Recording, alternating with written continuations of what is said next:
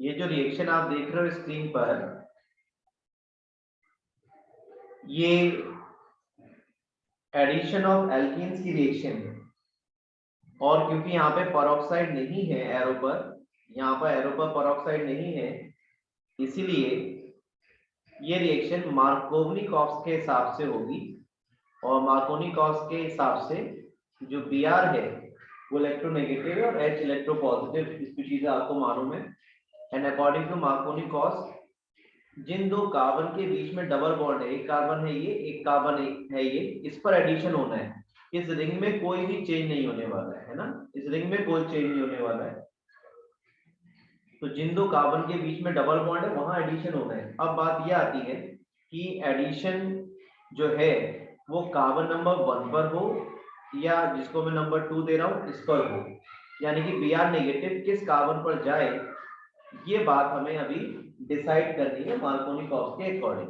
तो मार्कोवनिक-कॉक्स के अकॉर्डिंग अगर करेंगे तो मार्कोवनिक-कॉक्स ये कहता है जिस कार्बन पर H का नंबर कम होगा वहां Br जाएगा। चांस की बात है, यहाँ पर भी H1 है, यहाँ भी H1 है, तो मार्कोवनिक-कॉक्स से प्रॉब्लम सॉल्व यहाँ पर नहीं हो पा रही।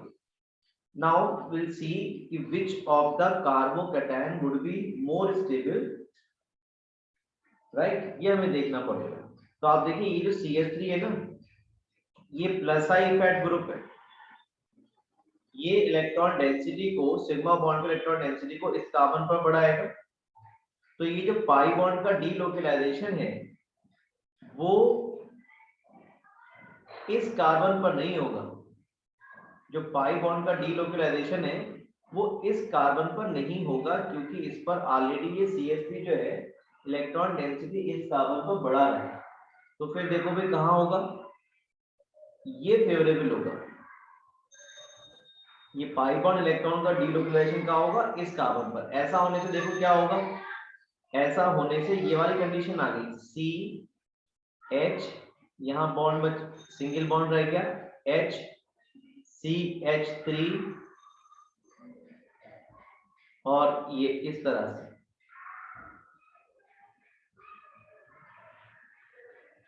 बेंजीन के शेप पे मत जाइएगा।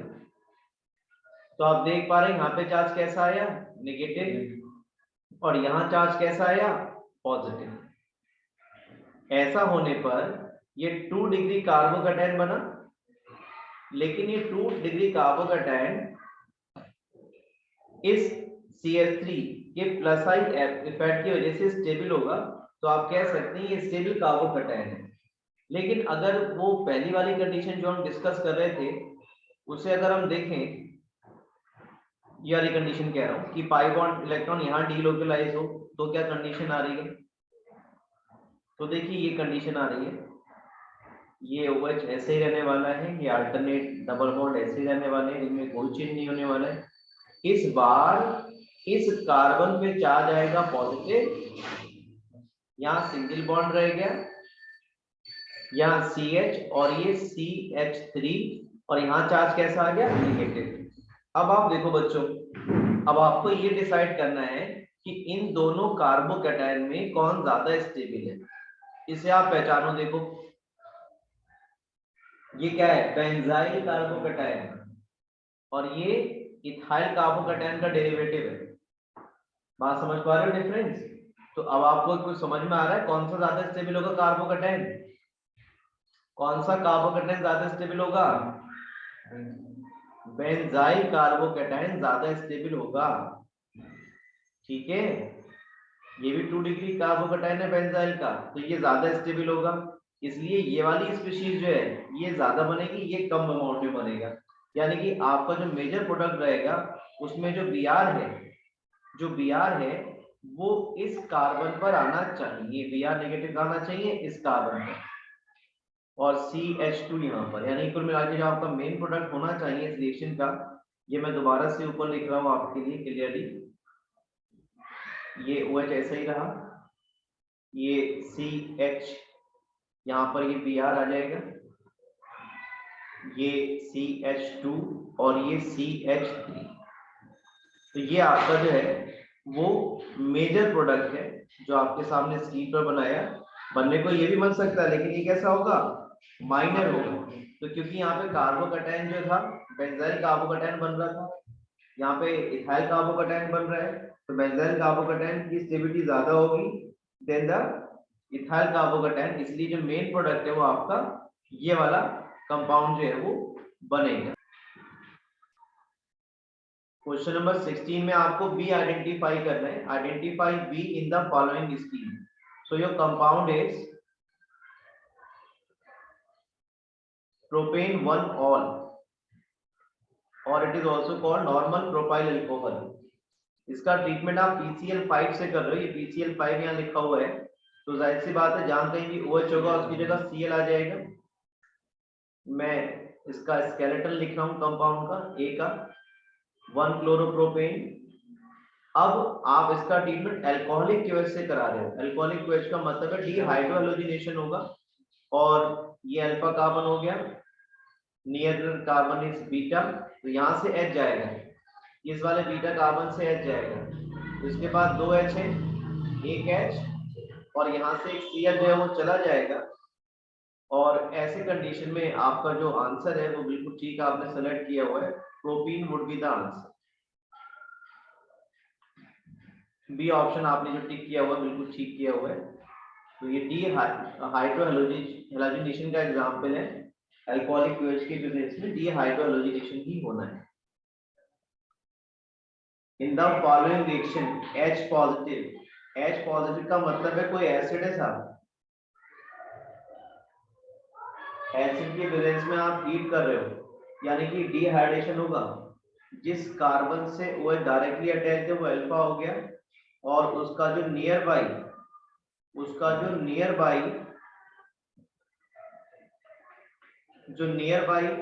आपका हाइड्रोजन है, कार्बन है, वो कहलाएगा आपका अल्फा कार्बन है। ठीक है, इससे आपको स्क्रीन बेटर दिखेगी। देखिए अब आप, ये अल्फा कार्बन हो गया, near by this is beta, this is beta. अब दोनों बीटा कार्बन से H जा सकता है। अगर सेट्सफ रूल की बात करें तो उस बीटा कार्बन से H जाएगा जिस पर H का नंबर कम है। वो कौन सा बीटा कार्बन है? ये, इस पर H का नंबर कम है, यहाँ पे 1 है, यहाँ पे कितने 3 है बेटा, तो उस कार्बन से H जाएगा, प्रेफरेबली जाएगा जहाँ पे H का नंबर कम हो। तो आपका जो प्रोडक्ट A है जो कि मेजर है वो आपका ये बन जाना चाहिए CH3 CH3, यहाँ पे बेटा H चला गया, यहाँ डबल बॉन्ड आ जाएगा, ये CH और ये CH3, this is your major compound A। अब B की बात कर लेते हैं, हो सकता है इस बीटा कार्बन से H जाए, तो यहाँ से जब जाएगा तो माइनर प्रोडक्ट बनेगा, and the minor product B would be CH3, ये H ऐसे ही रहने वाला है, यहाँ पे C बॉन्ड C, और सॉरी वो ऐसे चला गया ना, यहाँ डबल बॉन्ड आ जाएगा, यहाँ पे H ऐसे ही रहेगा और ये डबल बॉन्ड, और ये आ जाएगा आपके पास CH2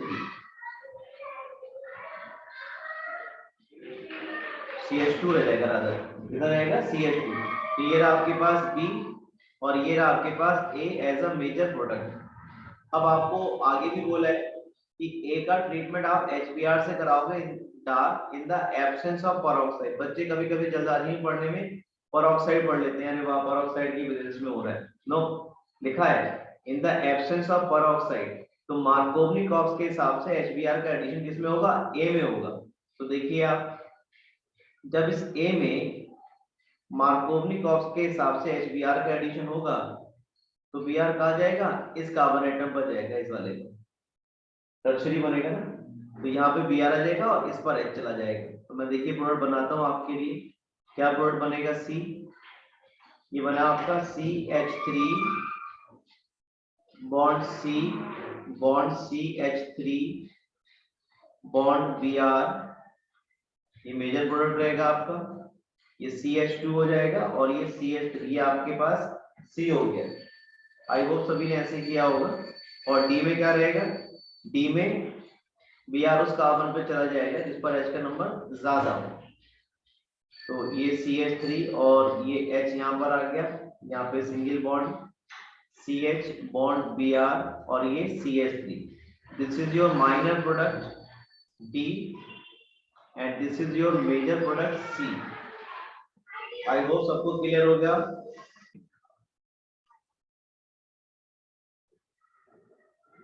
ऑप्टिकल एक्टिवनेस या ऑप्टिकल एक्टिविटी, ऑप्टिकल एक्टिविटी समझने से पहले आप प्लेन पोलराइज लाइट के बारे में समझेंगे। ये जो नॉर्मल लाइट हमारे पास होती है व्हाइट लाइट, उसके वाइब्रेशंस आप देखेंगे वो सभी प्लेन में आपको मिलेंगे।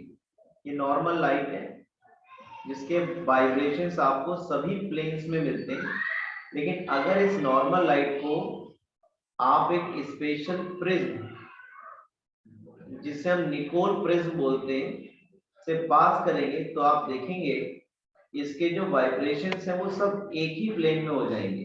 तो ऐसी लाइट कहलाएगी आपकी प्लेन पोलराइज्ड लाइट। अब अगर इस प्लेन पोलराइज्ड लाइट को किसी सॉल्यूशन से पास करते हो और ये सॉल्यूशन जो है प्लेन पोलराइज्ड लाइट को क्लॉकवाइज डायरेक्शन में रोटेट कर देता है, इसका मतलब ये सॉल्यूशन कैसा है, डेक्स्ट्रो रोटेटरी कहलाएगा, या शॉर्ट में इसको डी फॉर्म बोलते हैं। और अगर कोई सॉल्यूशन इस पीपीएल को एंटी क्लॉकवाइज डायरेक्शन में रोटेट कर देता है तो वो कहलाएगा आपका एल फॉर्म, लीवो रोटेट। तो ऐसा सॉल्यूशन, ऐसा कंपाउंड का एक्वस सॉल्यूशन जो पीपीएल को आइदर क्लॉकवाइज और एंटी क्लॉकवाइज रोटेट करे, वो कंपाउंड कराएगा ऑप्टिकली एक्टिव कंपाउंड। अब ऑप्टिकल एक्टिवनेस कंपाउंड में क्यों आती है, वो आती है कायरल कार्बन एटम की वजह से। तो ऑर्गेनिक जो हेलोल्केन्स का चैप्टर है उसमें कायरल कार्बन कैसे आइडेंटिफाई करते हैं वो मैं आपको सिखा देता हूँ। काफी क्वेश्चंस आते हैं, which of the following compound is optically active और इनएक्टिव।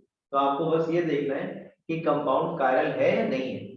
तो देखिए, एक तो केस ये बनता है कि अगर कोई कंपाउंड है जिसमें कार्बन की वैलेंसी, कार्बन की जो चारों वैलेंसीज हैं वो अलग अलग एटम या ग्रुप ऑफ एटम से सेटिस्फाइड होती है, तो ऐसा कार्बन आपका कहलाएगा कायरल कार्बन एटम, और उस पर हम एस्ट्रिक साइन लगा देते हैं। तो मैंने स्टार लगाया, इस पे एस्ट्रिक साइन हम लगा देते हैं। तो एस्ट्रिक साइन से हम शो करेंगे कि ये कार्बन है कैसा है, कायरल कार्बन एटम। और ऐसा कंपाउंड क्या कहलाएगा, कायरल कंपाउंड कहलाएगा। और वो कैसा होगा, एसिमेट्रिक। कैसा होगा, एसिमेट्रिक का मतलब है वो ऑप्टिकली एक्टिव होगा, पीपीएल को या तो क्लॉकवाइज या एंटी क्लॉकवाइज रोटेट करेगा। अब क्लॉकवाइज करेगा, एंटी क्लॉकवाइज करेगा, वो यहाँ पे ऑन पेपर हम नहीं बता सकते। हाँ, कुछ कंपाउंड में हमने ऐसे डिसाइड किया हुआ है, जैसे ये कंपाउंड देख लीजिए आप, जैसे इस कंपाउंड में आप देख पा रहे हो कि जो कार्बन एटम है ये कायरल है ना। तो इसमें अगर OH राइट साइड में है तो ये कह देते हैं ऑन पेपर कि ये जो कंपाउंड है ये डेक्स्ट्रो रोटेटरी है, क्योंकि ये पीपीएल को, प्लेन पोलराइज्ड लाइट को क्लॉकवाइज डायरेक्शन में रोटेट करेगा। और अगर यही OH हम लेफ्ट में बना देते इस तरह से, तो हम कह सकते हैं कि ये जो कंपाउंड है जिसमें OH ग्रुप लेफ्ट में ओरिएंटेड है, ये पीपीएल को एंटी क्लॉकवाइज डायरेक्शन में रोटेट करेगा, और इसको हमने बोल दिया लीवो फॉर्म या लीवो रोटेटरी फॉर्म या एल फॉर्म। ये ऑन पेपर ये हमने डिसाइड किया हुआ, वर्ल्ड वाइड डिसाइड किया हुआ है कि अगर OH लेफ्ट में ओरिएंटेड होगा तो वो कंपाउंड पीपीएल को क्लॉकवाइज डायरेक्शन में रोटेट करेगा। एक केस और आपको सीखना है, कभी कभी क्या होता है कि एक ही कंपाउंड में दो कायरल कार्बन एटम होते हैं, जैसा आपको ये दिखाई पड़ता है। इसी कंपाउंड में कभी कभी एक से ज्यादा कायरल कार्बन एटम होते हैं, जैसा कि आपको ये दिखाई पड़ रहा है। ये आपके सामने टार्टेरिक एसिड है, और इस टार्टेरिक एसिड में एक कायरल कार्बन एटम ये है और एक कायरल कार्बन एटम ये है। लेकिन आप देखेंगे ऐसे कंपाउंड में अगर आप यहाँ पे एक लाइन ड्रॉ कर दें, इस मॉलिक्यूल में यहाँ पर एक लाइन ड्रॉ कर दें इस तरह से, ये आप मान लीजिए मैंने मिरर लगाया है, मैं आपको डॉटेड लाइन से शो कर देता हूँ यहाँ पर मिरर को। यहाँ पे जो है ये मिरर अगर लगा देंगे तो आप देखेंगे जो अपर हाफ इमेज है, जो अपर हाफ इमेज है, ये देखिए आप, अपर हाफ जो है वो लोअर हाफ की मिरर इमेज है एग्जैक्टली। अपर हाफ लोअर हाफ की मिरर इमेज है। और अगर इस तरह से मॉलिक्यूल में अरेंजमेंट होता है तो ये कहा जाता है कि मॉलिक्यूल में प्लेन ऑफ सिमेट्री प्रेजेंट है। क्या प्रेजेंट है? प्लेन ऑफ सिमेट्री प्रेजेंट है। और अगर प्लेन ऑफ सिमेट्री होगी तो कायरल कार्बन एटम्स होने के बावजूद भी कंपाउंड एज अ होल क्या होगा? ए कायरल, यानी कि ऑप्टिकली इनएक्टिव, यानी कि पीपीएल को किसी भी डायरेक्शन में रोटेट नहीं करेगा। और ऐसा कंपाउंड कहलाता है आपका मीजो कंपाउंड। तो ये जो कंपाउंड हमने बनाया है ये मीजो टार्टेरिक एसिड है। This is meso tartaric acid. और ये मीजो टार्टेरिक एसिड में इंटरनल प्रॉब्लम है कि इसका मॉलिक्यूल का स्ट्रक्चर कुछ इस तरह से है कि इसमें प्लेन ऑफ सिमेट्री प्रेजेंट है। तो इसके लिए टर्म यूज करते हैं इंटरनल कंपनसेशन। हमसे क्वेश्चन आता है meso tartaric acid is optically inactive due to its internal compensation, की स्ट्रक्चर के अंदर ही कुछ प्रॉब्लम है, इस स्ट्रक्चर के अंदर ही कोई रेस्ट्रिक्शन है जिसकी वजह से जो कंपाउंड है वो कैसा है? ऑप्टिकली इनएक्टिव है। ठीक है, तो इस तरह से आप ऑप्टिकली एक्टिव जो है कंपाउंड को ढूंढ सकते हैं। अब एक एग्जांपल और ले लेते हैं। देखिए जैसे ये आपके पास कंपाउंड है,